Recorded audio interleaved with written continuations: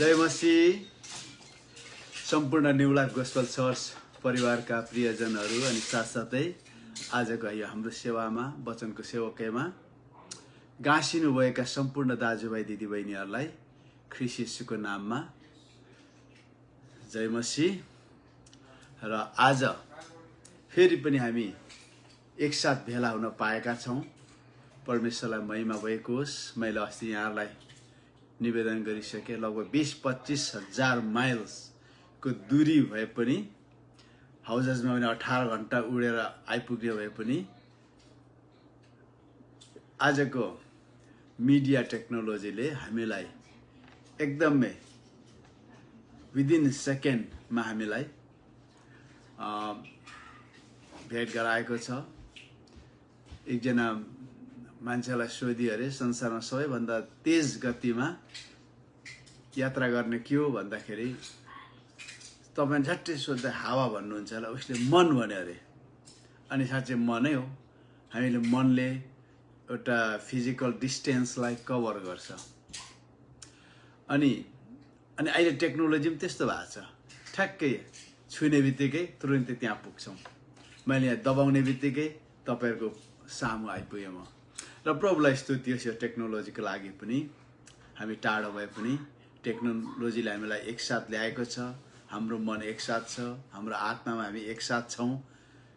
यसका प्रभुलाई धेरै धेरै धन्यवाद। आज म तपाईँहरूसँग सियोको नाथीबाट ऊँटलाई छिर्न गाह्रो भन्ने सन्दर्भ लिएर परमेश्वरको वचन लिएर आएको छु। आजको हाम्रो खण्ड छ मत्तीको सुसमाचार 19 अध्यायको 23 र 24 पदबाट म पढ्छु। अनि येशूले आफ्नो चेलाहरूलाई भन्नुभयो, साँच्चै म तिमीहरूलाई भन्दछु, स्वर्गको राज्यमा धनी मानिसलाई प्रवेश गर्न गाह्रो पर्नेछ। फेरि म तिमीहरूलाई भन्दछु, धनी मानिसलाई परमेश्वरको राज्यभित्र पस्नभन्दा बरु ऊँटलाई सियोको नाथीबाट छिर्न सजिलो हुनेछ। आउनुहोस् हामी प्रार्थना गरौँ। प्रभु, हामी तपाईँलाई धन्यवाद दिन्छौँ। यो समयलाई तपाईँको हातमा समर्पण गर्छौँ। र परमेश्वर पिता, तपाईँको वचन सुन्ने हाम्रो कान खोलिदिनुहोस्। हाम्रो बाह्य कान जसरी हामीले खोलेका छौँ, हाम्रो आन्तरिक कान, आत्मिक कान पनि खोलिदिनुहोस्, ताकि तपाईँको जसरी हामी वचन पढेर तपाईँको आवाज तपाईँको वचन सुन्दछौँ, त्यो वचन हाम्रो अन्तरात्माको कान खोलिएर तपाईँको आवाज थ्रु सुन्न सकेका हौँ। हाम्रो आँखा खोलिदिनुहोस् तपाईँको महिमा देख्नको लागि। हाम्रो मन तपाईँमा समर्पित गरेका छौँ। तपाईँको वचनद्वारा नवीकरण भएर हाम्रो मन बदलिँदै गएको होस् प्रभु।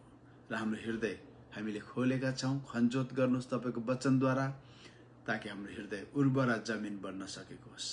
तपाईँलाई महिमा दिन्छौँ। र परमेश्वर पिता, विभिन्न डिस्ट्र्याक्सनहरू, विकर्षणहरू, बाधा विघ्नहरू, यी सबै कुराबाट हामीलाई सुरक्षित राख्नु भएको होस्, ताकि हामी निर्विघ्न परमेश्वर तपाईँको वचन सुन्न सकेका हौँ। तपाईँको वचनको अर्थहरू हामीलाई खोलिदिनुहोस् प्रभु। तपाईँको वचनबाट खान्छौँ। यो हामी आत्मालाई खुवाउने समयमा छौँ प्रभु। तपाईँको वचन रूपी मन्नले हाम्रो यो उजाड स्थानको जीवनमा हिँडिरहँदा हामीलाई निरन्तर खुवाइरहनुहोस्, येशू ख्रीष्टको नाममा, आमेन। र हामीले यो खण्ड हेर्दाखेरि, यो पहिलो पद हेर्दाखेरि के छ भने, धनी मानिसलाई परमेश्वरको राज्यमा प्रवेश गर्न गाह्रो छ। अझ प्रभुले एउटा उपमा थपिदिनुहुन्छ, एउटा तुक्का। त्यो चाहिँ के भन्दा, धनी मानिसलाई परमेश्वरको राज्यभित्र प्रवेश गर्नुभन्दा ऊँटलाई बरु सियोको नाथीमा छिर्न सहज हुन्छ भनेर उहाँले थपिदिनुहुन्छ। अनि यो खण्डले धेरैपल्ट कति हाम्रा साथीभाइहरू, प्रभुका जनहरू निराश हुन्छन्। अझ धनी मानिसहरू हुनसक्छ यो कारण पनि कति प्रभुको कति मानिसहरू धनी मानिसहरूलाई एप्रोच गर्दैन, यो मान्छे धन सम्पत्तिको कारण स्वर्ग जानु गाह्रो हुन्छ भनेर।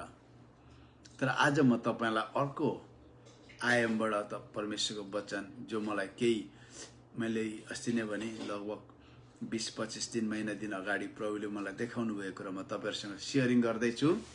र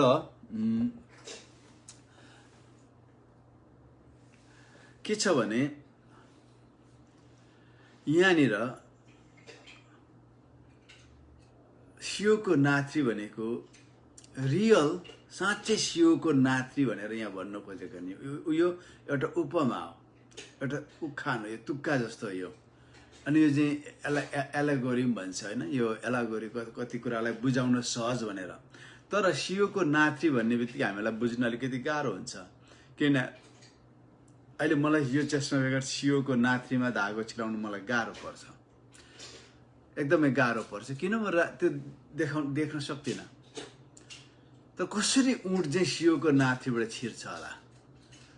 अनि यसलाई हामीले एकछिन यो एउटा कल्चरल, एउटा सांस्कृतिक कुरा हो। किनभने कतिपल्ट बाइबलमा सियोको नाथ्री भनेर यसलाई अलिकति एम्बिग्युस राखेको छ।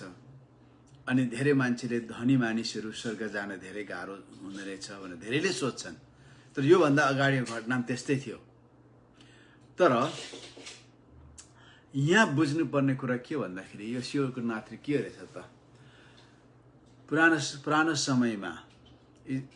पुरानो समयमा प्राय सहरहरू पर्खालले घेरिएका हुन्थे, ठुला ठुला पर्खालले। अनि यरुशलेम पनि त्यस्तो थियो, पर्खालले घेरिएका थिए। अहिलेको वर्तमान समयमा पर्खाल भनेको चाहिँ के हो त? सुरक्षा, डिफेन्स सिस्टम चाहिँ पर्खाल हो, अहिलेको पर्खाल। अनि त्यसलाई हामी आर्मी भन्न सक्छौँ, हेडक्वार्टर भन्न सक्छौँ। जस्तै नेपालको पर्खाल के हो? नेपालको पर्खाल हाम्रो दक्षिण सीमाको जङ्गे स्तम्भहरू, चाइनासँगको त्यो बोर्डर पिल्लरहरू, तिनीहरू पर्खाल होइन। त्यहाँ सहजै मानिसहरू छिर्न सक्छन्। तर नेपालको पर्खाल भनेको हाम्रो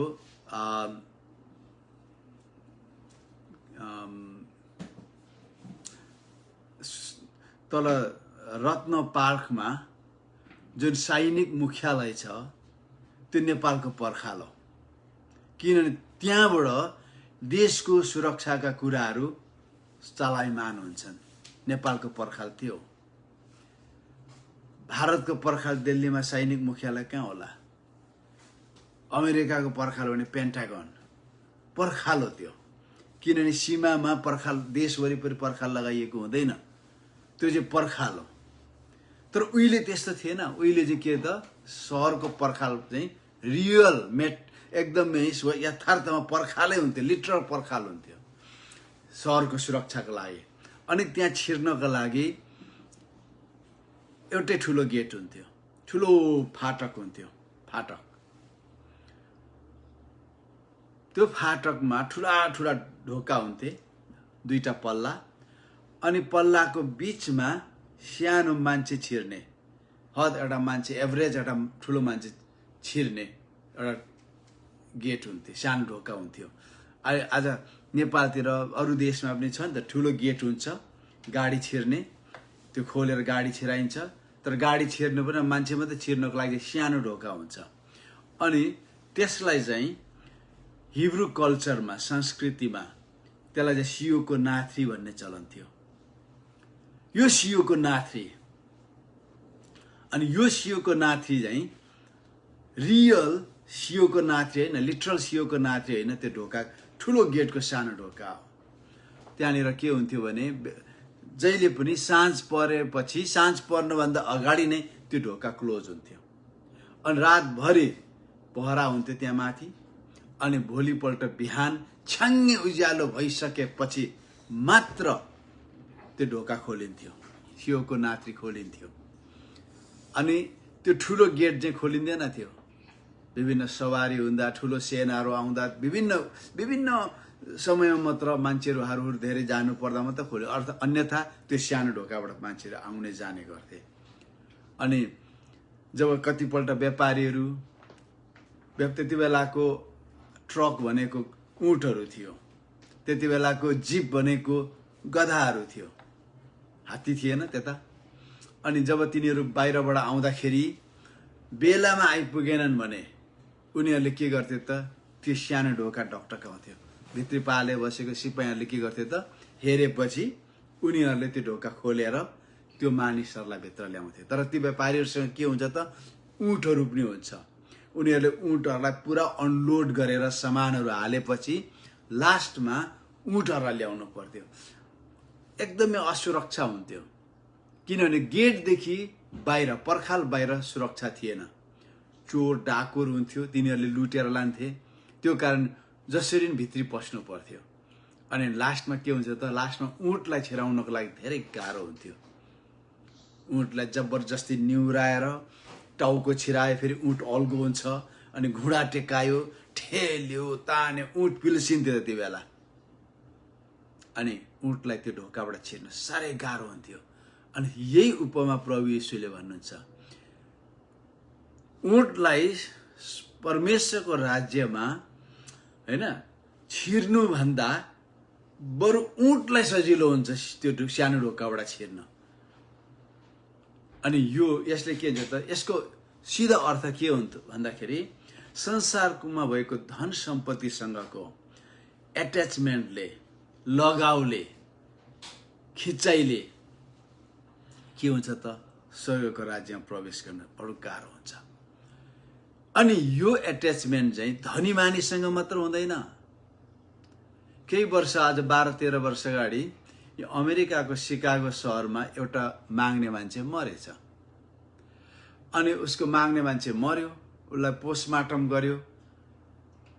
अनि पोस्टमार्टम गर्नुको लागि उसको लुगाहरू खोल्दाखेरि त्यहाँ $100 एकदमै बिट्टा प्याक गरेको $2 लाख उसको आङमा थियो अरे। विचार गर्नुहोस् उसको ज्याक ठुलो कोटमा। त अनि डक्टर पुलिसहरू पनि छक्क पर्यो। डक्टरहरूले पोस्टमार्टम गरे किन मर्यो, उसको मृत्युको कारण के हो, विष खुवायो कि के हो कि सबै गर्छ एनाटोमी।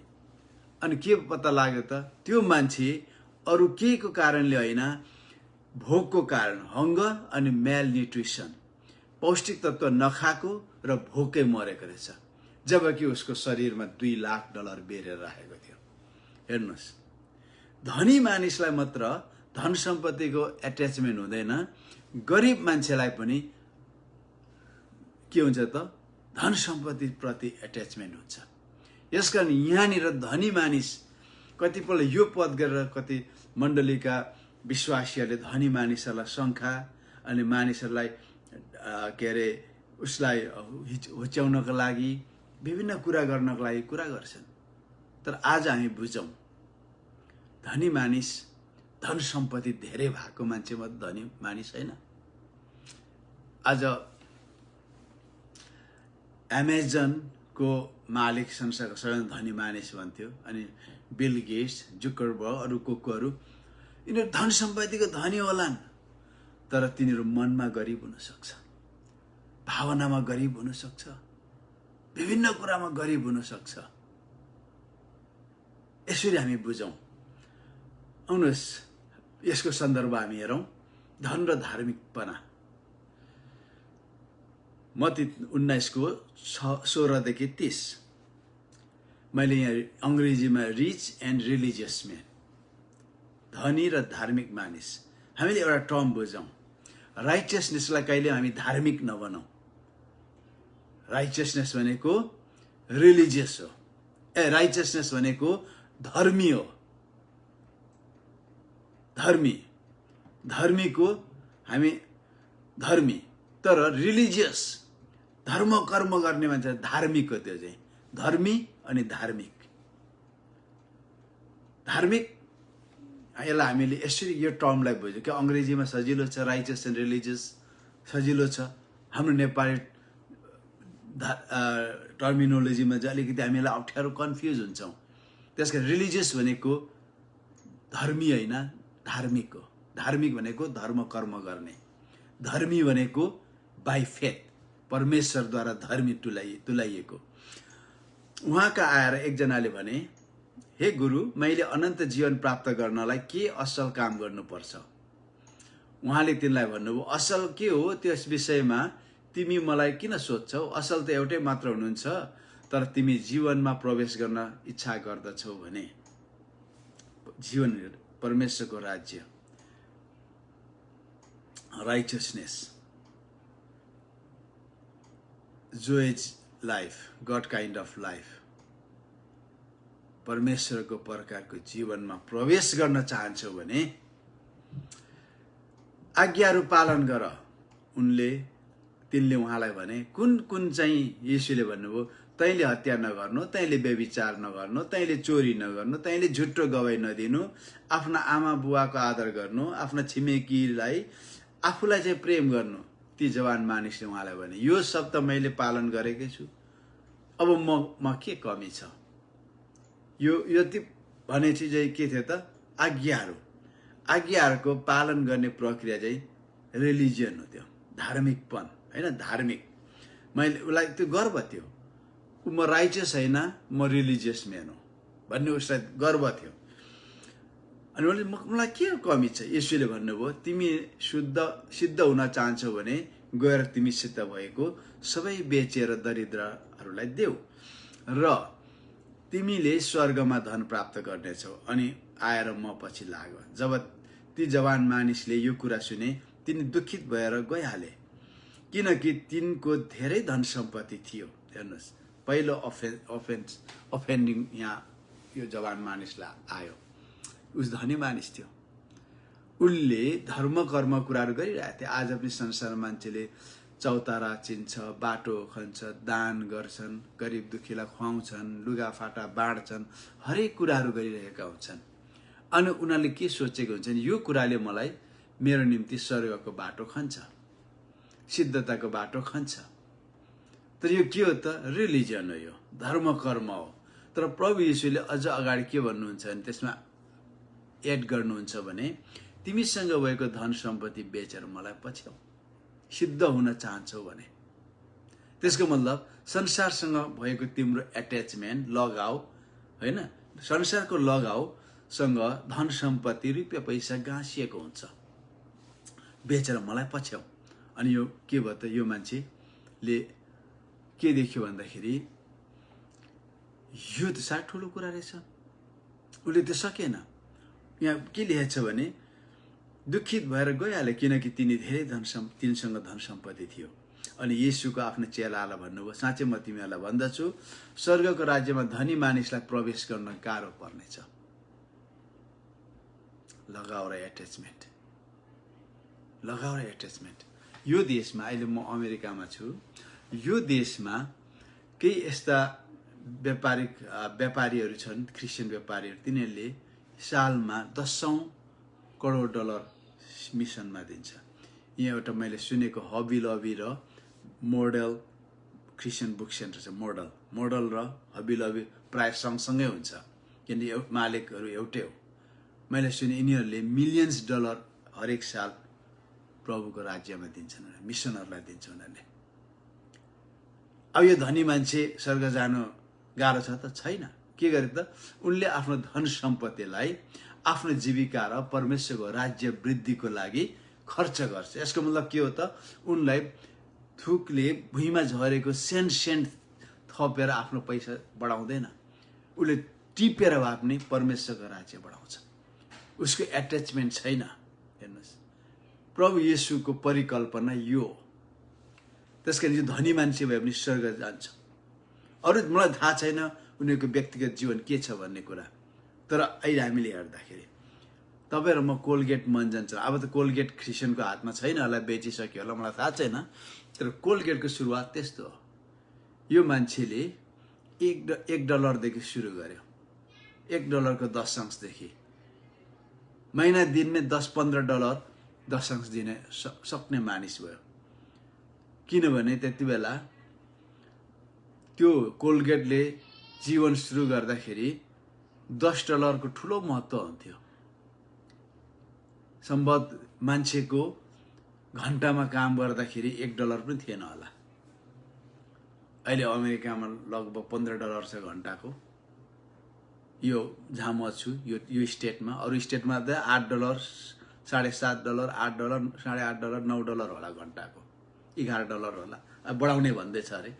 हेर्नुहोस्, त्यति बेला ठुलो महत्त्व हुन्थ्यो कोलगेटले सुरु गर्दा। त्यो ऊ जाने चर्चको पास्टर दङ्ग परेको थियो, किनभने ऊ लगभग 5-6 महिनामा त्यो मण्डलीमा सबैभन्दा ज्यादा दशंश दिने मान्छे भएको थियो। अनि पास्टरलाई डाउट भयो, यो केटाले कसरी, यो 12-15 वर्षीय केटाले कसरी सबैलाई यति धनी धनी मानिसहरूलाई मैले दशंश दिन उछिन्यो। अनि उसले बोलाएर भन्यो, कोलगेट कसरी तिमीले यत्रो ठुलो दशंश दिने मानिस भयो? तिमीले 50 कि $1 दिँदै थियौ, तिमी एकैचोटि बढ्दै बढ्दैको। अनि कोलगेटले भन्यो, एक दिन म तपाईँकोमा यहाँ चर्चमा पस्दाखेरि तपाईँले प्रचार गर्नुभयो दशंश दिने, परमेश्वरले आशिष दिनुहुन्छ भनेर। म पेपर बोय थिएँ अनि मैले निर्णय गरेँ, प्रण गरेँ म दशंश दिनेछु। अनि मैले दशंश दिन थालेँ अनि मेरो पत्रिकाको व्यापार बढ्न थाल्यो। अनि मैले यो व्यवसाय गरेँ, यो पनि साबुनको व्यवसाय बढ्न थाल्यो। कोलगेट पहिले साबुन थियो, बढ्न थाल्यो। अनि हेर्दै हेर्दै मैले दशंश कसले धेरै दिन्छ भन्ने मलाई थाहा छैन, तर म इमान्दारसँग दशंश दिन्छु। पछि मैले सुने कोलगेटले आफ्नो आम्दानीको 100 भागबाट 10 भागबाट 9 भाग चाहिँ दिन्थ्यो अरे, अनि ऊ 1 भागमा बाँच्थ्यो। तर त्यो कोलगेट कम्पनी वर्ल्ड वाइड भयो। मलाई थाहा छैन अहिले त्यो कोलगेट कम्पनी स्टिल क्रिस्चियनहरूको स्वामित्वमा छ कि बेचेर गयो, किनभने बिजनेसहरू त्यसरी सरेर जान्छ। तर मलाई थाहा छैन, किनभने एट्याचमेन्टको कुरामा यस्तो छ, धनी मानिसहरूले पनि धेरै ठुलो परमेश्वरको राज्यमा काम गरिरहेको हुन्छ। त्यसै हामीले धनी मानिसहरूलाई स्वर्ग पस्न धेरै गाह्रो छ भन्नु हुँदैन, धेरै गाह्रो छ भन्नु हुँदैन। किनभने कतिपल्ट धनी मानिसहरूले धेरै ठुलो कामहरू गरिरहेका छन्। यहाँनिर के हो त, प्रभु येशूले भन्नु खोज्नु भएको एट्याचमेन्ट हो, लगाव हो। त्यो मानिस धनी थियो, किन त्यो मानिसले के गरे त, के सोचेको थियो भन्दा मैले गरेको कामहरू, व्यवस्था पालन गरेको कुराहरूबाट म चाहिँ धनी म चाहिँ परमेश्वरको राज्यमा प्रवेश गर्न सक्छु। अथवा त्यति बेला परमेश्वरको राज्य भन्ने कुरा त त्यो कन्सेप्ट त प्रभु येशूले ल्याउनु भएको नयाँ करारमा। त्योभन्दा अगाडि त सिद्धताको कुरा हुन्थ्यो। सबैले अब्राहमको छोराछोरी भनेर कहलिन चाहन्थे, आफूलाई त्यसरी आफू धार्मिक भएको हुन्छ भन्ने उनीहरूको सोचाइ थियो। प्रभु येशूले त्यो कन्सेप्ट ल्याउनु, परमेश्वरको राज्य उनीहरू लाग्यो म त त्यसै पनि छिर्छु होला, तर होइन रहेछ। प्रभुले उसको कमी देखायो, तिमीले जबै कुरा गरिरहेका छौ, तिमी के व्यभिचार गर्दैनौ, हत्या गर्दैनौ, चोरी गर्दैनौ, झुट्टा गवाई दिँदैनौ, आमा बाबु आदर गर्छौ, छिमेकीले आफूलाई प्रेम गर्छौ, अनि तै पनि अझ तिमीसँग एउटा कमी छ। के हो त्यो? तिम्रो धन सम्पत्ति बेचेर गरिबलाई बाँड। प्रभुले देख्नुभयो उसको लगाव, उसको एट्याचमेन्ट सबैभन्दा ज्यादा धन सम्पत्तिसँग छ। आज च्यालेन्ज हो तपाईँ र मेरो निम्ति पनि। यो भन्नुको मतलब यो होइन कि तपाईँ र मेरो भएको सबै बेचेर हामी फकिर भएर उहाँको पछि लागौँ भन्नु खोजेको होइन। ती सबै हामीसँग छ र पनि नभए जस्तो हामी हौँ। त्यसमा नभए जस्तो हुनु भने के नै, हामीसँग भएको रुपियाँ पैसा प्रति हाम्रो घमण्ड नहोस्, लगाव नहोस्, अनि त्यसको निम्ति हामी ज्यान नदिउँ। त्यो भन्दा पनि हाम्रो लगाव प्रभुमा होस् भन्ने कुरा हो यो। अनि धेरै मानिसलाई व्यवस्था दिने परमेश्वरलाई भन्दा आज्ञाहरूलाई मात्र पालन र प्रेम गरेका हुन्छन्। यस्तो किसिमको पनि हुन्छ। आज हामी यो यस्ता खालका मानिसहरू ज्यादा छौँ। हामी परमेश्वरलाई भन्दा पनि ज्यादा के गर्छौँ? आज्ञालाई, वचनलाई होइन, कमान्डमेन्ट्सलाई, व्यवहारलाई, ट्रेडिसनलाई हामी पहिलो स्थान राख्छौँ। त्यसले के भयो त, हामी त्यो कुरामा धनी भयौँ। परमेश्वरलाई प्रेम गर्ने होइन, तर ट्रेडिसनलाई, लगावलाई, आज्ञालाई। यहाँ एउटा कथा छ, घटना छ। यस्ता मानिसहरू चाहिँ मेसिन जस्तो हो, प्रोग्राम गरेको मेसिन जस्तो। आज धेरै क्रिस्चियनहरू चर्चमा चलिआएको ट्रेडिसन, चलिआएको चलन चल्तीहरू, यस्तो कुराहरूलाई परमेश्वरको वचनभन्दा माथि राख्छन्। जब कुनै कुरा गर्नुपर्ने आउँछ उनीहरूले त्यो ट्रेडिसनलाई परमेश्वरको वचनको रूपमा लिन्छन् र परमेश्वरलाई पछाडि राख्छन्, किनभने they are program to observe the traditions. त्यो अवस्था आयो भने तिनीहरू पछाडि राख्छ, परमेश्वरलाई पछाडि राख्छन्। यस्तो मानिसहरू विवेक र भावना रहित मेसिन जस्तो हुन्छ। जस्तै उदाहरणको लागि एउटा मान्छेले परमेश्वरलाई कति प्रेम गर्छ, परमेश्वरको वचन कति पालन गर्छ भन्दा पनि त्यो मान्छे जुत्ता लगाएर चर्चमा पस्दैन। त्यो मान्छेले कस्तो लुगा लगाएको छ, त्यो मान्छेको पहिरन कस्तो छ, त्यसलाई ध्यान दिन्छ मान्छेले। हो, हाम्रो एकदमै राम्रो पहिरन लगाएर चर्चमा जानुपर्छ, तर त्यस भित्री हाम्रो हृदय पनि के हुनु पर्यो, परमेश्वरप्रति लगाउमा हुनु पर्यो। एउटा घटना छ यूहन्ना 8:1-11 तर येशू जैतुन डाँडामा जानुभयो। उहाँ एका बिहानै फेरि मन्दिरमा जानु, उहाँको बानी थियो एका बिहानै मन्दिरमा जाने, प्रार्थना गर्ने, वचन सिकाउने, अनि हरेक साँझ प्रार्थना गर्ने, होल नाइट प्रेयर गर्ने। र सबै मानिसहरू उहाँका आएर उहाँ बस्नुभयो र तिनीहरूलाई शिक्षा दिनुभयो। शास्त्री र फरिसीहरूले व्यभिचारमा पक्राउ परेको स्त्रीलाई ल्याए र त्यसलाई माझमा उभ्याए। तिनीहरूले उहाँलाई भने, गुरुज्यू, यो स्त्री व्यभिचारको कर्ममा पक्राउ परे। व्यवस्थामा मूसाले यस्ताहरूलाई ढुङ्गाले हान्ने हामीलाई आज्ञा दिएका छन्। तपाईँ यसको बारेमा के भन्नुहुन्छ? तर तिनीहरूले उहाँको जाँच गर्नलाई उहाँमाथि अभियोग लाउन सकिन्छ कि भनी यसो भनेका थिए। येशूले निहुरेर भुइँमा औँलाले लेख्नुभयो। तर जब तिनीहरूले उहाँलाई सोधिने रहे तब उहाँले खडा भएर तिनीहरूलाई भन्नुभयो, तिमीहरूमा जो पाप रहित छ त्यसैले यस स्त्रीलाई पहिले ढुङ्गा हानुहोस्। हेर्नुहोस्, त्यति बेलाको समय शास्त्री र फरिसीहरूसँग मात्र बाइबल थियो, द बिब्लिया। यो अहिलेको हाम्रो बाइबल 39वटा पुस्तक तिनीहरूको हातमा थियो। आम साधारण जनसाधारणले वचन बुझ्दैन थियो, किन यिनीहरूले रात दिन अध्ययन गर्थे। 39वटा पुस्तक यिनीहरूलाई थाहा थियो, तर सबै मानिसलाई थाहा थिएन। यिनीहरूले जे भनेका थिए ती कुराहरू मात्रै उनीहरूले सुनेका थिए। अहिले तपाईँहरू मेरो हातमा हरेकसँग बाइबल छ, मेरोमा 1 दर्जन बाइबल छ विभिन्न भर्सनको। त्यति बेला हुँदैन थियो अनि पढ्दैन थिए। उनीहरू के गरे त, जति उनीहरूले जान्दथे साइनागोग, हरेक शनिबार सभा घरमा गएर साइनागोगमा गएर उनीहरूले सुनेको जति फारिसी सदुसी अनि शास्त्रीहरूले सुनाउँथे त्यति नै उनीहरूलाई थाहा हुन्थ्यो। तर यो फरिसी सदुसीहरूलाई चाहिँ प्रशस्त गरी थाहा हुन्थ्यो। अनि यिनीहरूले के गर्थ्यो त, सबै वचन ज्ञान थाहा थियो, तर उनीहरू त्यो चाहिँ उनीहरूको हृदयमा थिएन, यहाँ थियो। अनि यिनीहरूले के गर्छ, आफूलाई धर्मी ठहराउँथे, एकदमै धार्मिक अनि धर्मी ठहराउने प्रयास गर्थे, किन उनीहरूसँग शास्त्र थियो तर आम मानिससँग थिएन।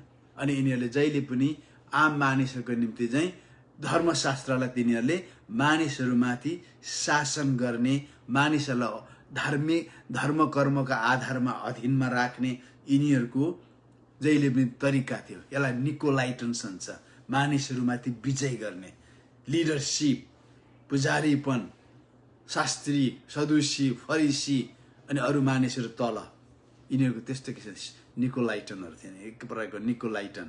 अनि के भन्छ भने एउटा स्त्रीलाई व्यभिचार गरिरहँदा रङ्गा हात पक्रिन्छन् अनि घिसारेर ल्याउँछन्। उनीहरूले ट्याप्प समात्ने बित्तिकै, किनभने व्यवस्थामा ढुङ्गा हान्नु भनेको छ, तर तिनीहरूलाई एकदमै क्यापिटल पनिसमेन्ट दिने अधिकार रोमी सरकारले दिएको छैन। मान्छे मार्ने, ज्यान प्राणदण्ड दिने अधिकार रोमी सरकारसँग छ।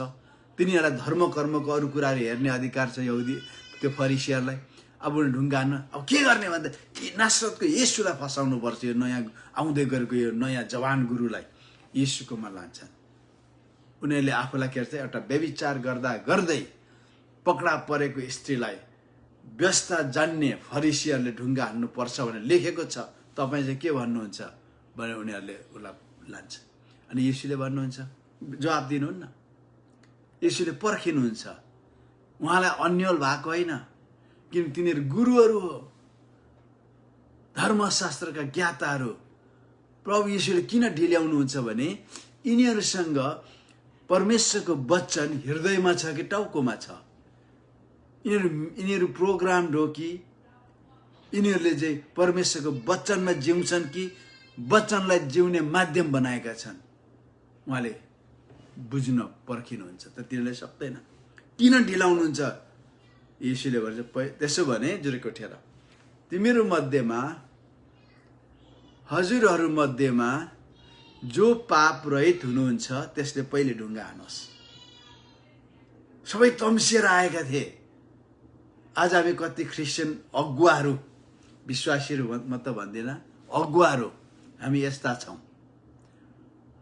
हामी परमेश्वरको वचनको एक्टिभिटिजहरूलाई दण्ड दिने, इन्साफ गर्ने, यस्ता कुराहरूलाई कसैलाई राख्न प्रायोरिटी, कसैलाई तहलाउनको लागि प्रयोग गर्छौँ, तर त्यसको मर्मलाई हामी ध्यान दिँदैनौँ। परमेश्वरको वचन तपाईँले प्रयोग गर्नुहुँदा त्यो प्रयोग गर्नको निम्ति तपाईँको वचनप्रतिको आस्था र निष्ठा तपाईँको हृदयभित्र छ कि छैन, मेरो हृदयभित्र छ कि छैन, हामीले सोच्नुपर्छ। तपाईँ र मलाई परमेश्वरले वाचम्यान बनाउनु भएको छ, तर न्यायकर्ता चाहिँ बनाउनु भएको छैन। आज कति पास्टरहरू मण्डलीको न्यायकर्ता छन्। न्यायकर्ता हामी वाचम्यान हौ, त जज होइनौँ। हामी कसैलाई कुटेर पिटेर तपाईँले पापबाट अलग गर्न सक्नुहुन्न। कसैलाई कुटेर पिटेर स्वर्ग लान सक्नुहुन्न, धम्क्याएर लान सक्नुहुन्न। हो भने प्रेम। अनि यहाँ के भन्छ भने सबैले ढुङ्गा छोडेर गए। मर्कुस 6:7-9 तब उहाँले तिनीहरूलाई भन्नुभयो, यशायाले तिमी कप्टीहरूको विषयमा ठिकसँग यसरी अगमबानी गरे, जस्तो लेखेको छ, जति जतिले मलाई ओठले मात्र आदर गर्छ। यस जातिले मलाई ओठले मात्र आदर गर्छ, तर तिनीहरूको हृदय मदेखि टाढा छ। हेर्नुहोस्, आज परमेश्वरको वचन तपाईँ र मेरो ओठमा छ। ओठमा दुई ठाउँबाट आउँछ। एउटा मस्तिष्कमा भएको कुरा, अर्को हृदयमा भएको कुरा। तर यहाँको यो सन्दर्भमा चाहिँ परमेश्वरको वचन तपाईँ र मेरो मस्तिष्कमा छ, मेमोरीमा छ, ब्रेनमा छ, टाउकोमा छ, अनि मुखबाट निस्किन्छ। यदि हृदयमाबाट यहाँ भएको कुरा यहाँदेखि निस्किनु र यहाँ भएको कुरा यहाँदेखि निस्किनुमा भिन्नता आउँछ। के भन्छ यहाँ? यिनीहरूको ओठले मात्र आदर गर्छ, किन यहाँ मात्र छ, तर हृदय चाहिँ के छ? टाढो छ। तिनीहरू व्यर्थमा मेरो उपासना गर्छन्, तर तिनीहरूको शिक्षा मानिसहरूले सिकाएको विधि मात्र हुन्, ट्रेडिसन। तिमीहरू परमेश्वरको आज्ञालाई त्यागेर मानिसहरूको परम्परा मान्छौ। उहाँले तिनीहरूलाई भन्नुभयो, तिमीहरू आफ्ना परम्परा मान्नलाई कति धूर्ततासँग परमेश्वरको आज्ञालाई टाढिदिन्छौ अथवा मेनिपुलेट गर्छौ। परमेश्वरको वचनलाई आफ्नो उल्लु सिधा गर्नको लागि परमेश्वरको वचनलाई चलाउँछौ। याकुब 2:10 किनकि जसले सम्पूर्ण व्यवस्था पालन गर्छ तर एउटै कुरामा चुक्छ भने व्यवस्थाका सबै कुरामा त्यो दोषी ठहर्छ। हेर्नुहोस्, यसकारण मैले यो भन्नु खोजेको, यो सबै कुराहरू तानेको कुरा के भन्दाखेरि हामी अनैज्ञाकारितामा हामी धनी छौँ। रुपियाँ पैसामा गरिब भए पनि अनैज्ञाकारितामा हामी धनी छौँ। अनि अनैज्ञाकारितामा धनी हुने मान्छे रुपियाँ पैसामा गरिब भए पनि परमेश्वरको राज्यभित्र छिर्न गाह्रो हुन्छ। म एकपल्ट उद्धार पायो अनि त्यो उद्धार उसको जीवनमा सधैँभर रहन्छ भन्ने सिद्धान्तमा विश्वास गर्दिनँ। म त्यो कुरामा विश्वास गर्दिनँ। किन बाइबलमा हामीलाई नयाँ करारमा सुरुदेखि अन्तसम्म नै चेतावनी दिएको छ। त्यसको मतलब के हो? तिमीले उद्धार पायौ, नयाँ गरी जन्म्यौ, तर तिम्रो नयाँ गरी जन्मेका आत्मासँग तिम्रो पुरानो स्वभाव, तिम्रो शारीरिक कुराहरू तिम्रो नयाँ गरी जन्मेको आत्माको अधीनमा रहेनौ भने उद्धार पाउँदैनौ, तिम्रो उद्धार पुरा हुँदैन। उद्धार पुरा हुँदैन। हामी नयाँ गरी जन्मेको छौँ भने के हुन्छ, हाम्रो आत्मा चाहिँ हाम्रो प्राणको पनि अधीनमा बस्नु पर्यो। हाम्रो आत्मा मनको आत्मा बन्नु पर्यो। मनको आत्मा। हेर्नुहोस्, यो देशमा अमेरिकामा 2016 जब डोनाल्ड ट्रम्पले इलेक्सन जितेको भोलिपल्टदेखि Trump is not my president भनेर नारा जुलुस सियाटलमा थियो, ओरेगनमा थियो, डिसीमा, जहाँ जहाँ डेमोक्रेटहरूको पकडमा भएको सिटीहरूमा विरोध जुलुस आयो, जबकि ट्रम्पले जित्यो राष्ट्रपति पदमा। तर उसको विरोधीहरूले ट्रम्प चाहिँ मेरो राष्ट्रपति होइन भन्दै गरे। आज तपाईँ र म पनि हाम्रो आत्मा प्रभुको घरमा जन्मियो, नयाँ गरी जन्मियो, तर हाम्रो प्राणले के भन्छ, यो आत्मा चाहिँ मेरो पनि मालिक होइन भनेर हाम्रो प्राण त्यसको विरुद्धमा लागि परेको छ। तर जबसम्म हाम्रो मनले, हाम्रो प्राणले हाम्रो आत्मालाई मेरो मालिक हो भनेर स्वीकार्दैन, तबसम्म तपाईँ र म कुनै पनि स्थितिमा हाम्रो उद्धार गुमाउन सक्ने ठाउँमा पुगेका हुन्छौँ।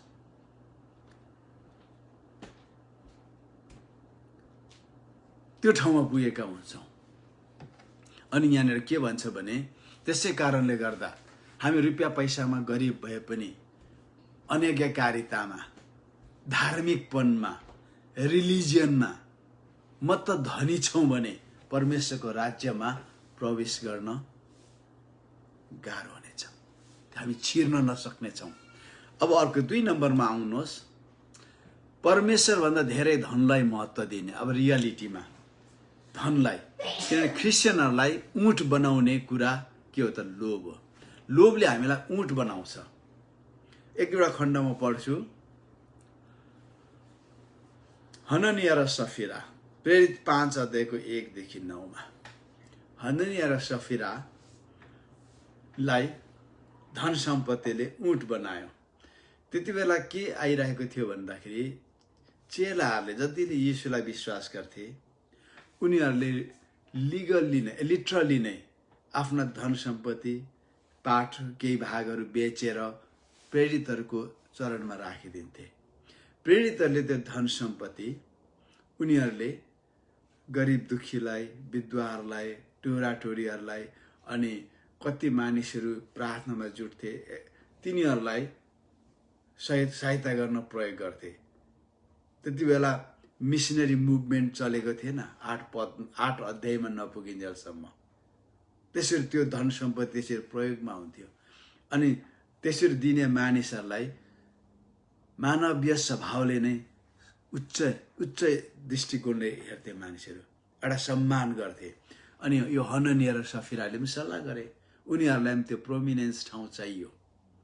कतिपल्ट क्रिस्चियनहरूले दिएर, चर्चको सदस्य दिएर चर्चबाट केही सम्मान गेन गर्ने होइन, प्राप्त गर्ने, मानिसहरूको अगाडि यसो यो मान्छेले त बहुत दिएको छ है भनेर गरून् भन्ने एउटा सूक्ष्म गोप्य चाहना पनि हुनसक्छ।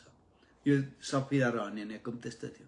यिनीहरूले एउटा आफ्नो जमिन कहाँ थियो बेचिदियो, अनि उनीहरूले के गर्दा हामी मानिसहरूको अगाडि आफ्नो जमिनको सबै सम्पत्ति दशांश होइन स्टाकटुकै ल्याएको जस्तो तरिकाले आए उनीहरू।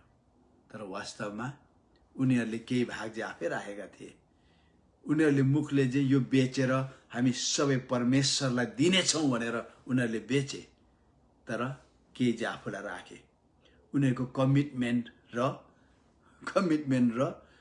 उनीहरूको व्यवहार मिलेन। प्रभुका जनहरू, तपाईहरू मेरो कमिटमेन्ट र व्यवहार मिल्नुपर्छ। अनि कमिटमेन्ट थियो एउटा, व्यवहार अर्कै भयो। अनि परमेश्वरले इन्साफ गर्नुभयो। हननिया र सफिरा मरे। हेर्नुहोस्, लोभ त्यो हो। त्यसले हननिया र सफिरालाई ऊँट बनायो। अनि यो ऊँट चाहिँ ढोकाभित्र सियोको नाथीभित्र छिरेन, यो ऊँट बाहिरै रह्यो। अनि अर्को फिलिपी 3:19 हेर्नुहोस्, कसरी मैले भन्दैछु लोभले, रुपियाँ पैसा प्रतिको लोभले हामीलाई कसरी ऊँट बनाउँछ। किन ढोका बाहिर हामीले पस्ताव गऱ्यौँ अनि हामीले पस्ताव गरेर फर्क्यौँ भने हामी त्यो सियोको नाथीबाट छिर्न सक्छौँ। एउटा विनाश तिनीहरूको अन्त्य हो, पेट तिनीहरूको ईश्वर हो। तिनीहरू आफ्ना शरममा गौरव गर्दछन्, तिनीहरूको मन सांसारिक कुरामा लागिरहन्छ। जसले पेटलाई ईश्वर ठान्छ, सबै कुरा संसारकै निम्ति गर्छ, तिनीहरूको मन संसारिक कुरामा लागिरहन्छ। तिनीहरूको पेटको मायाले, पेटको लोभले, किनभने उनीहरूले आफ्नो भुँडी नै ईश्वर बनाएको हुन्छ। सबै कुराहरू आफ्नै निम्ति, संसारकै निम्ति तिनीहरूलाई त्यो कुराले ऊँट बनाएको हुन्छ। किन ऊँट उनीहरूको त्यो सबैको जबरजस्ती गरेर प्रस्ताव गरेर उछिर्न सक्छ।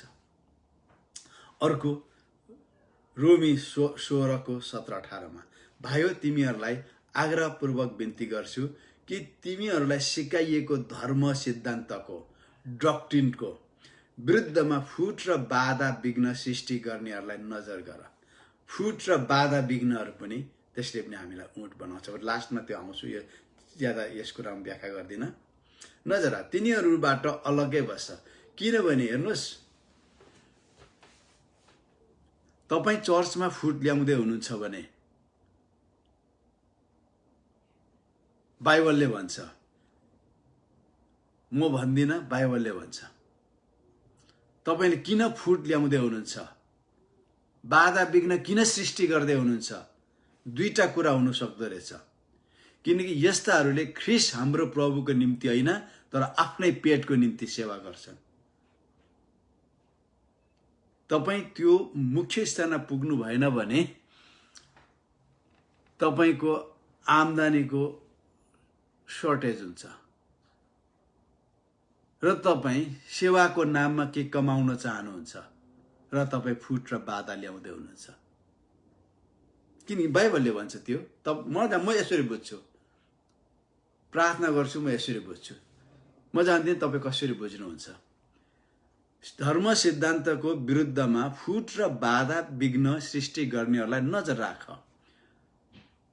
तीतसमा भन्छ, टाइटसमा पनि, मण्डलीमा फुट ल्याउनु खोज्नेहरूलाई तिनीहरूलाई के गर, चिन्ह लगाऊ, मार्क गर, तिनीहरूलाई हेर। किन रहेछ भन्दाखेरि यस्ताहरूले, हेर्नुहोस् है, यस्ताहरूले ख्रीष्ट हाम्रा प्रभुको निम्ति होइन तर आफ्नै पेटको निम्ति सेवा गर्दछ। यो पावलले भनेको होइन, पवित्र आत्माले भन्नुभएको हो, परमेश्वरको वचन हो यो। किन तपाईँ चर्चमा फुट र बाधा ल्याउन चाहनुहुन्छ? के त्यो आफ्नै पेटको सेवाको निम्ति हो कि या त तपाईँ क्षमाशील हुन सक्नुभएको छैन? कि त तपाईँ डेमोक्रेटस हुन चाहनुहुन्छ, चर्चमा प्रोमिनेन्स स्थान खोजिराख्नु भएको छ।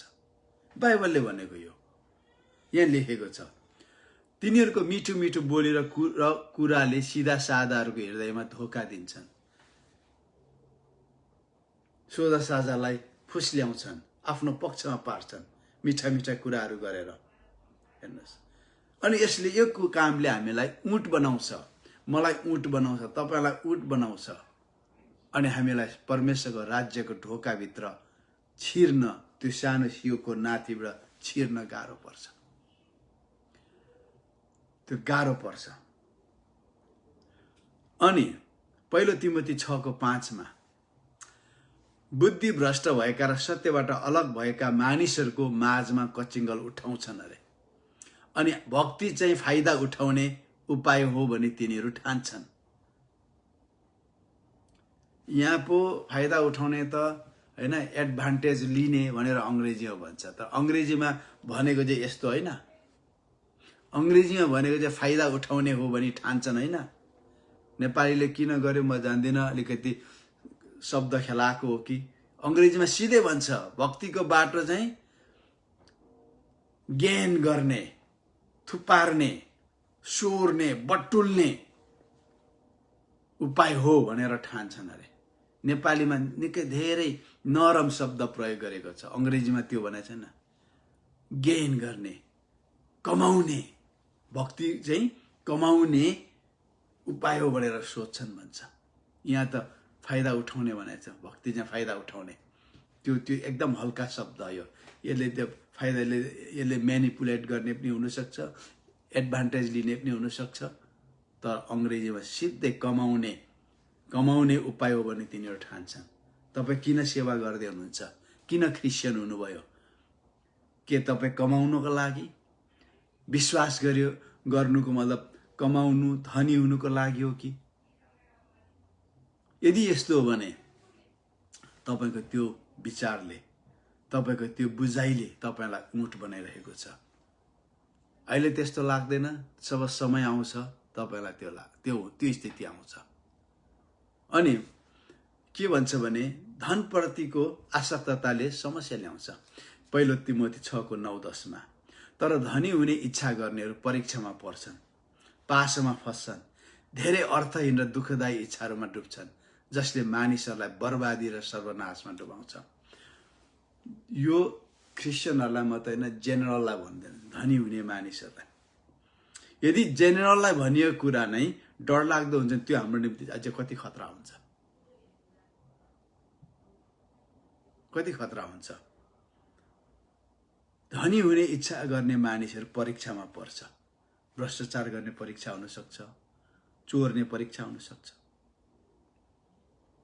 अनि पासोमा फस्छ। कमाउनु जाउँ भन्दा एउटा नेपाली उखान छ नि, चोक्टा खानु गएको बुढी झोलमा डुबेर मरी भन्छ। हेर्नुहोस् कति डरलाग्दो। अनि धेरै अर्थहीन दुःखदायी समस्यामा पर्छन् कति क्रिस्चियनहरू, हैन? परमेश्वरको इच्छा खोज्दैन, कमाउनु भनेर लगानी गर्छन्, डुब्छन्। Business is risk.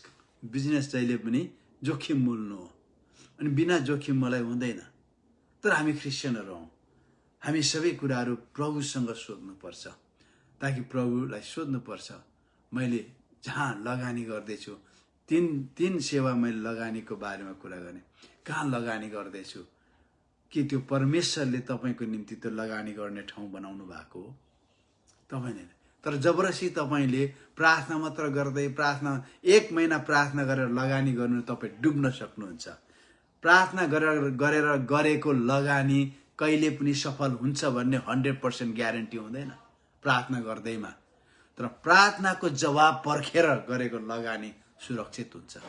के फरक पर्छ? तपाईँले 1 वर्षसम्म कुनै कुरामा लगानी गर्नु भनेर प्रार्थना गर्नुभयो, तर प्रभुको आवाज नसुनिकन, जवाब नसुनिकन लगानी गर्नुभयो। तपाईँले प्रार्थना गर्दैमा तपाईँको व्यवसाय व्यापारहरू सेफ हुँदैन, लगानी सेफ हुँदैन, जबसम्म प्रभुले तपाईँलाई गर भनेर जवाब दिनुहुन्न।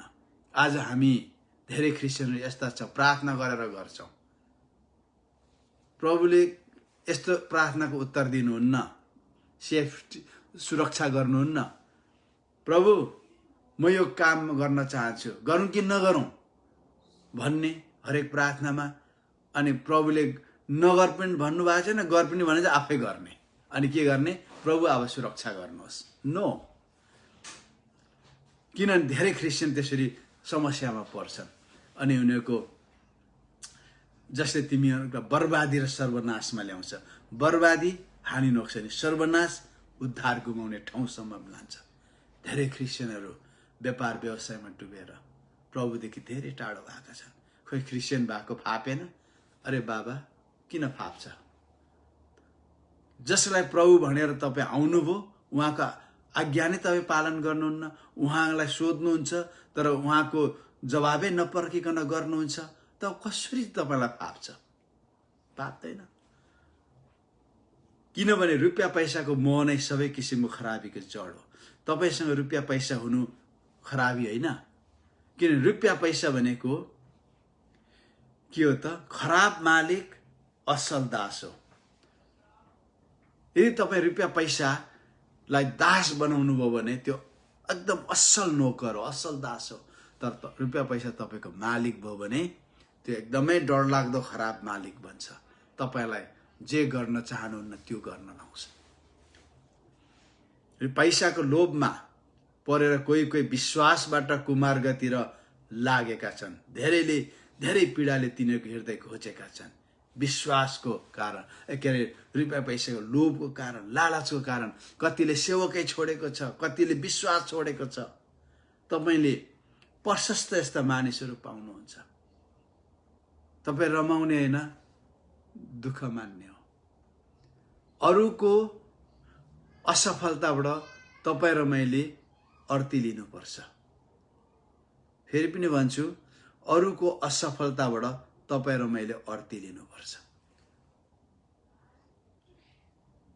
हामी त्यसलाई एडभेन्चरको रूपमा लिनु हुँदैन। धेरै रुपियाँ पैसाको कारणले उनीहरू विश्वासबाट कुमार्गतिर लागेका हुन्छन्। यिनीहरूलाई अझ विश्वासी भनेर चिनिन्छ, तर उनीहरू कुमार्गतिर लागिसकेका हुन्छन्। एउटा क्रिस्चियनले तस्कर गर्न सक्छ, स्मगल गर्न सक्छ? सक्दैन। एउटा क्रिस्चियनले चोर्नु सक्छ? सक्दैन। ढाँटेर रुपियाँ पैसा कमाउनु सक्छ? सक्दैन। उसले चर्च पनि जाँदैछ, तस्करी पनि गर्दैछ, चर्च पनि जाँदैछ, ढाँटेर कमाउँदैछ, चर्च पनि जाँदैछ, चोरेर कमाउँदैछ। अलरेडी ऊ उँट भइसकेको छ। उँट भइसकेको छु, म उँट भइसकेको छु यदि म त्यस्तो गर्छु भने। अनि हामीलाई त्यो सियोको नाथीबाट छिर्न गाह्रो छ। केवल पश्चातापले मात्र हामीलाई छिर्न सक्छौँ। त्यो पश्चाताप भनेको प्रभु मैले यो नराम्रो काम गरेँ भनेर फेरि दोहोऱ्याउने होइन। पश्चाताप भनेको दिशा परिवर्तन हो। त्यो बाटो जाँदा फनक्क फर्केर हिँड्ने, त्यो बाटो तुरुन्तै छोड्ने। पहिलो पत्रुस 5:2ले हामी पास्टरहरूलाई, हामी एल्डरहरूलाई, अगुवाहरूलाई बहुत चेतावनी दिन्छ। तिमीहरूको रेखदेखमा राखेको परमेश्वरको बगाललाई हेरचाह गर। तिमोथीमा भन्छ, असल तरिकाले रेखदेख गर्ने एल्डर, अगुवाहरू दोब्बर आदरको योग्य हुन्छन्। दोहोरो आदरको योग्य। दोब्बर म जान्दिनँ, डबल अनर। मलाई दोब्बर आदर भन्दा पनि दोहोरो आदरको योग्य हुन्छ।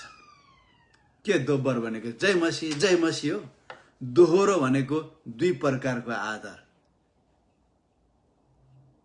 In spirit and in practice.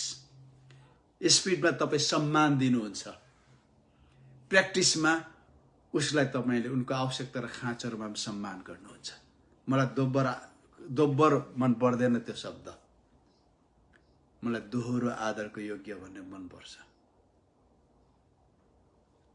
अनि यहाँ के भन्छ भने, हो अङ्ग्रेजीमा डबलले मिल्छ होला, तर अङ्ग्रेजीको सबै मर्म नेपालीमा लिटरल ट्रान्सलेसनमा मिल्दैन। किन म 7 वर्ष बाइबल अनुवाद मैले गरेको लिम्बू भाषामा। लिटरल, डाइनामिक अनि कन्सेप्ट अनुवादमा। त्यसकारण गर्दा दोब्बर भनेको कसरी बुझ्छौँ हामी? दोब्बर जय मसीह हो कि के हो?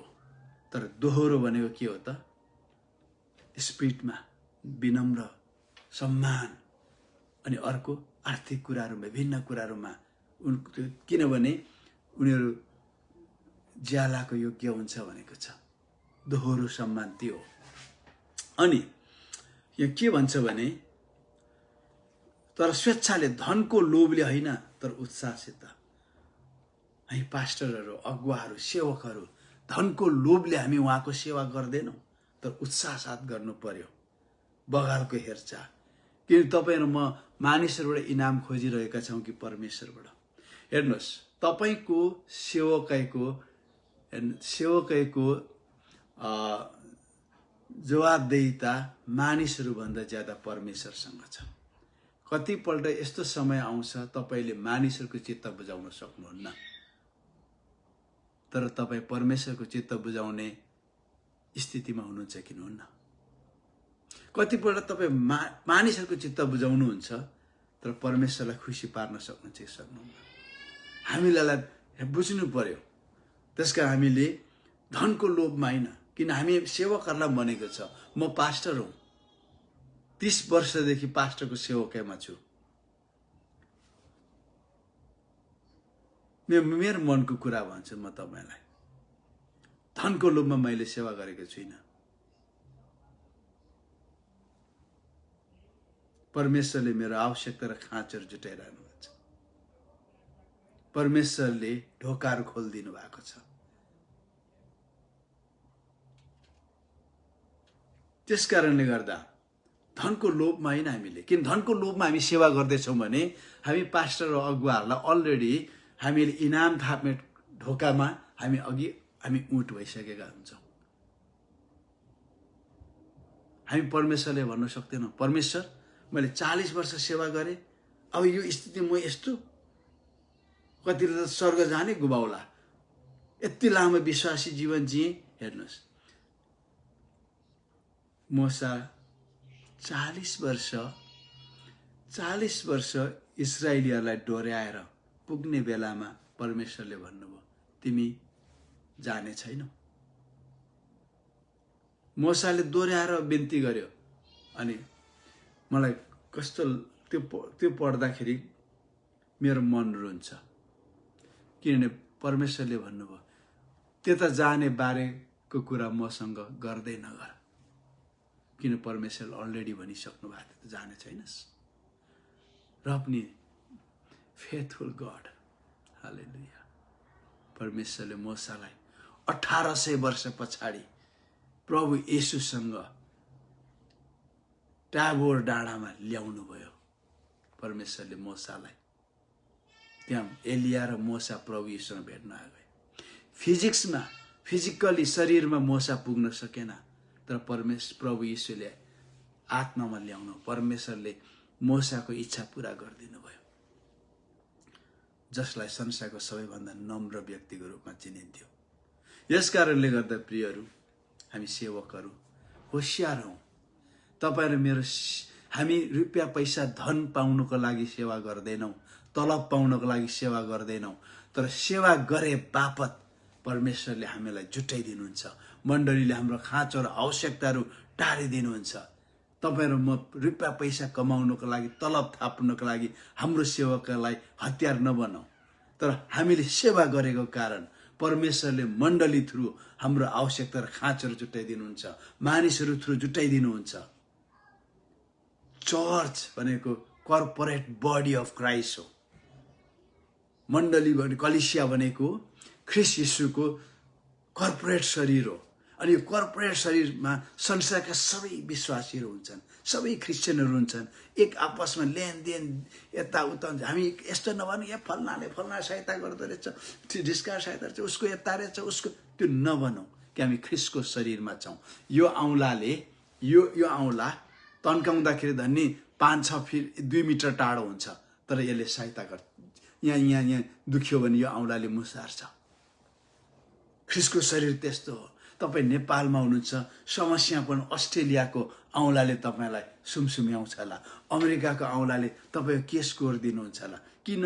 We are in the corporate body of Christ. त्यस कारणले गर्दा हामी त्यो कुरालाई हामीले बुझौँ, तर हामी ईर्ष्या नगरौँ, त्यसैको लागि हामी सेवा नगरौँ, किन धनको लोभले होइन भन्छ पावलले। अनि अन्तिममा हामी धन सम्पत्ति हामीसँग छैन होला, बिल्डिङ छैन होला, गाडी छैन होला, हामी सजिलै सर्ग जाने रहेछौँ, धनीलाई चाहिँ गाह्रो छ, हामी सजिलै जाने रहेछौँ भनेर 1 घन्टा भएछ, अब मलाई 10 मिनट दिनुहोस्।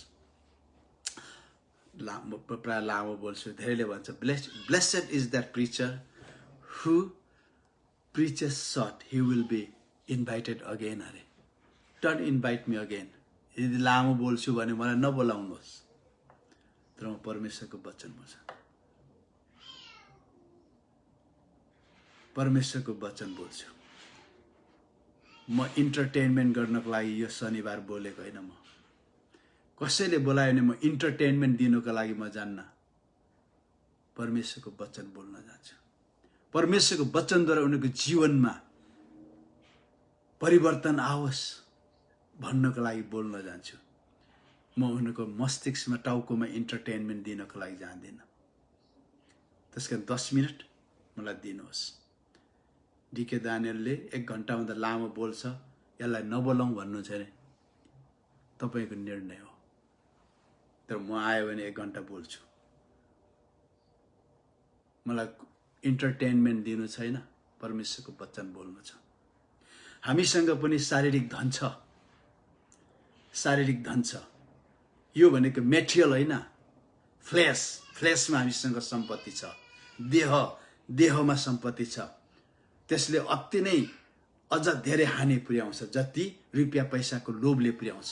यसले रुपियाँ पैसाको लोभले भन्दा पनि हामीलाई धेरै हानि पुर्याउने धन सम्पत्ति हामीसँग छ।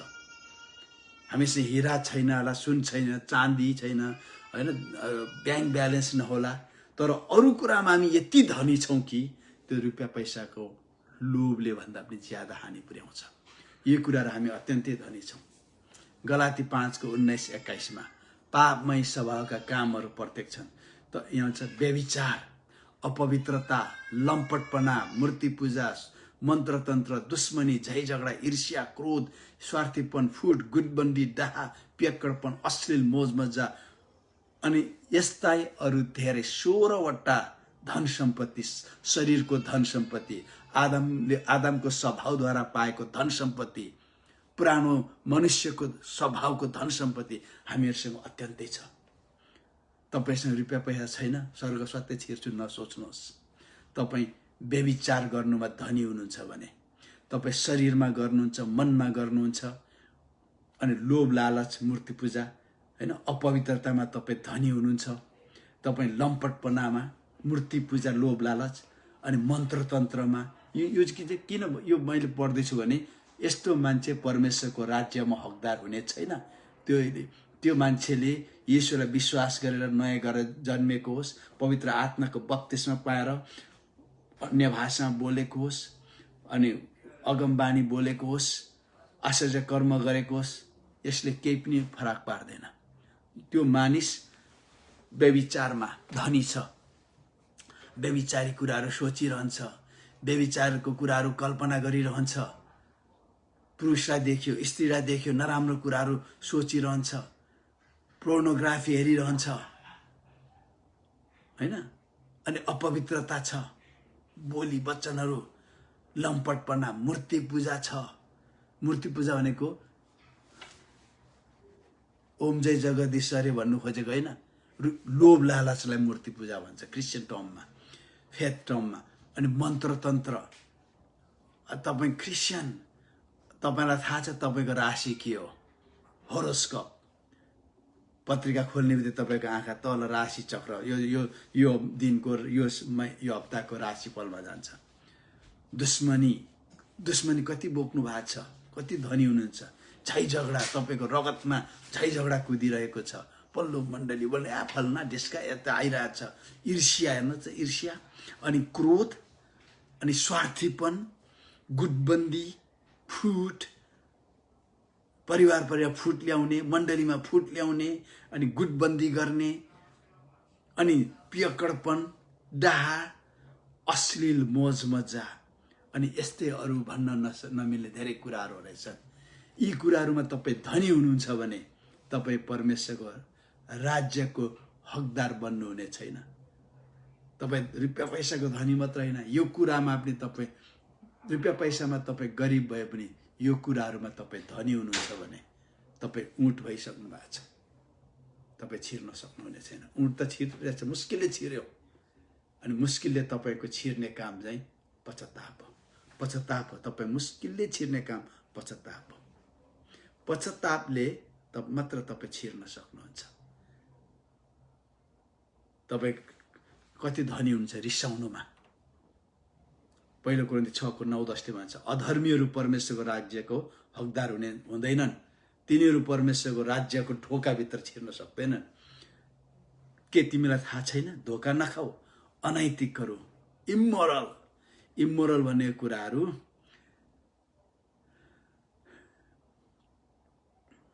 इमोरल अनैतिक के हो?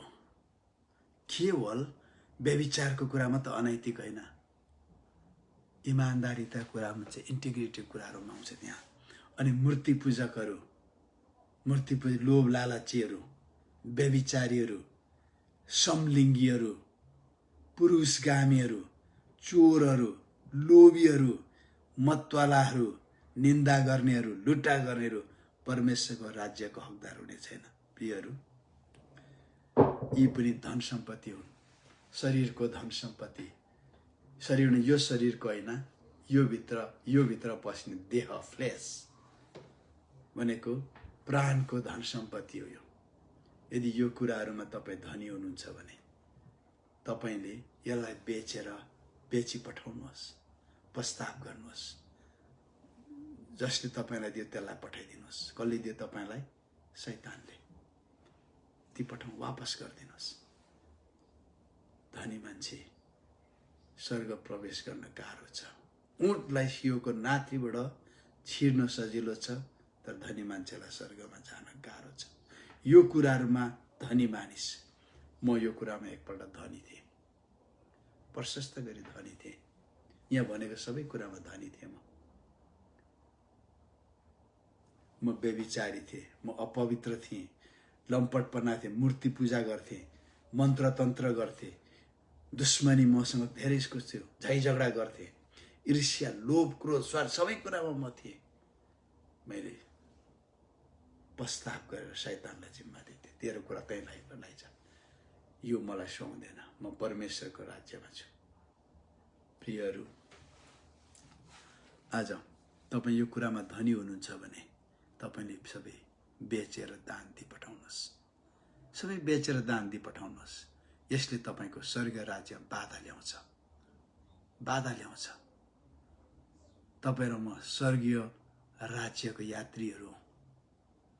हेर्नुहोस्, तपाईँ र मेरो भएको कुराहरू शरीरको, देहको, फ्लेसको धन सम्पत्तिहरूले हामीलाई क्षणिक रूपमा मात्र आनन्द दिन्छ, तर त्यसले हामीलाई क्षण क्षणमा डुबाउँदै लगेको हुन्छ।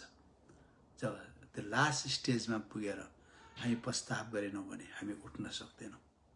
मानिसले तपाईलाई के भन्छ भन्ने ठुलो कुरा होइन, के भन्छन् ठुलो कुरा होइन, तर परमेश्वरले तपाईको बारे के भन्नुहुन्छ त्यो चाहिँ ठुलो कुरा हो।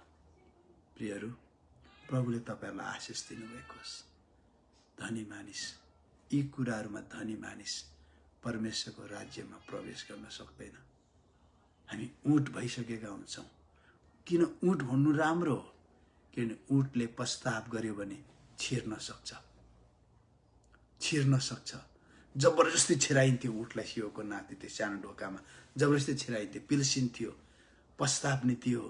तपाईले प्रस्ताव गर्दा तपाईका शरीरका, देहका कामहरूले, ती कुराहरूले, व्यभिचारी, अपवित्रता, लम्पटपना, मूर्ति पूजा, मन्त्र तन्त्र, दुश्मनी, झै झगडा, ईर्ष्या, क्रोध, स्वार्थीपना, गुटबन्दी, डाहा, पियक्कडपन, अश्लील मोज बच्चा, यस्तै अरूले तपाईलाई कोथार्छ, तान्छ, ढोका बाहिर तान्न खोज्छ, ढोका बाहिर राख्न खोज्छ। तर परमेश्वरको स्वर्गदूतले, सन्तले तपाईलाई ढोकाभित्र तान्छ अनि तपाईको घाउहरू पर्छ, घाउ शरीरमा घाउ हुन्छ, तर ढोकाभित्र छिर्ने बित्तिकै निको हुन्छ। हालेलुया। यदि यस्तो कुरामा धनी हुनुहुन्छ भने आउनुहोस्, प्रस्ताव गर्नुहोस्, प्रस्ताव गर्नुहोस्। प्रस्ताव कहिलेसम्म गर्ने? माथि नगइन्जेलसम्म गर्ने। धेरैले भन्छ दिनको दिन प्रस्ताव गर्दा येशूलाई शरममा पार्छौं अरे। मलाई त्यो लाग्दैन। दिनको दिन प्रस्ताव गर्यौं भने हाम्रो पापहरू गरिरहेका छौं, प्रस्ताव गर्यौं भने हामी परमेश्वरमा रिस्टोर भइरहेका हुन्छौं। परमेश्वर तपाईलाई आशिष दिनुभएको होस्। सबैलाई जय मसीह। हामी मिडिकमा भेट्नेछौं अनि अर्को शनिबार भेट्नेछौं। प्रभुले तपाईलाई आशिष दिनुभएको होस्। मलाई यो सन्देश तपाई युट्युबमा डीके डानियल लिम्बुको एकाउन्टमा तपाईले सुन्न सक्नुहुनेछ भोलि। र तपाईहरुले के तपाईहरुको जिज्ञासा छ, प्रार्थनाको विषय छ भने मसँग मेसेन्जर छैन, फेसबुक छैन। यो चर्चको, हाम्रो चर्चको यो अफिसियल फेसबुक हो। फेसबुक पेज हो, म यसबाट प्रचार गर्छु, बोल्छु, सिकाउँछु। तर इनबक्स गर्नुहोस् यदि तपाईँले मसँग केही भन्न चाहनुहुन्छ, सोध्न चाहनुहुन्छ प्रार्थनाको विषय भने इनबक्स गर्नुहोस्। किनभने तपाईँहरू कतिको मेसेन्जरमा मेसेजहरू जम्मा 6वटा मेसेज आइरहेको रहेछ। मैले यो मेसेजहरू पढेको छुइनँ, किन मलाई मेरो डिभाइसले पढ्न दिँदैन, किन मसँग मेसेन्जर छैन। त्यसकारण अरू एडमिन साथीहरूले त्यो पढ्नुहोस्, तपाईँहरूले त्यो रिस्पोन्स गर्नुहोस्। म त्यो I don't like to watch see that over and over again, किन म हेर्न चाहन्न त्यो मेसेन्जरमा त्यो 6वटा मेसेज आएको छ। तपाईँहरूले त्यो मेसेज हेर्नुहोस् र जवाब दिनुहोस्। तर मसँग तपाईँहरूले इनबक्समा कुरा गर्न सक्नुहुन्छ। परमेश्वर तपाईँलाई आशिष दिनुभएको छ। तपाईँहरू मेरो हृदयमा हुनुहुन्छ। म जहिले मेरो श्रोताहरूको लागि प्रार्थना गर्छु। न्यू लाइफ चर्च परिवारको लागि मात्र होइन, यो क्लिपमा, यो भिडियोमा, यो सेसनमा सहभागी हुने हरेकको निम्ति म जहिले पनि प्रार्थना गर्छु। परमेश्वरले तपाईँहरूलाई आशिष दिन। I love you. तपाईँहरूलाई म प्रेम गर्छु। मेरो लागि प्रार्थनामा याद गरिदिनुहोस्। सबैलाई जय मसीह।